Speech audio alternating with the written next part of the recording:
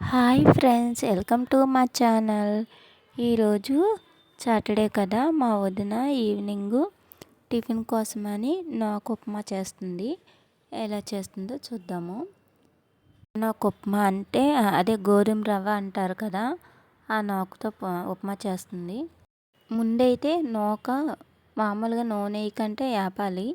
ఎర్రగా వచ్చేదాకా వేపి పక్కకు తీసుకొని తర్వాత ఉప్మా కావాల్సినవన్నీ తాలింపు గింజలు ఒకటి తర్వాత ఒకటి వేసి వేపాలి. తర్వాత కొంచెం ఉల్లిపాయలు వేసింది, పచ్చిమిర్చి ఇవన్నీ కూడా 1 బై 1 ఒక తర్వాత ఒకటి వేసి కొంచెం అలాగే ఎర్రగా వేగనివ్వాలి.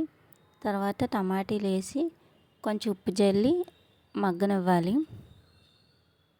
కొంచెం టమాటీ మగ్గిన తర్వాత కొంచెం తగినంత వాటర్, ఒక కప్పుతోని నూక తీసుకుంటే 2 కప్పులు వాటర్ పోయాలి. ఎందుకంటే గోధుమ రవ్వ కాబట్టి కొంచెం వాటర్ ఉండాలి. అందుకని 1 కప్పు గోధుమ రవ్వకి 2 కప్పులు వాటర్ పోసాం. వాటర్ మరిగిన తర్వాత కొంచెం కొంచెం నూక వేసుకొని కలపడమే. ఇక చూడండి, ఉప్మా రెడీ. చాలా బాగా ఉంది, పొడి పొడిగా వచ్చింది. దీంతో పాటు కొబ్బరి చట్నీ ఉంటే ఇంకా బాగుంటుంది. మా ఊరిని కొబ్బరి చట్నీ చేసింది. వీడియోలు ఇస్తే లైక్ చేయండి, సబ్స్క్రైబ్ చేయండి. బాయ్ అండి.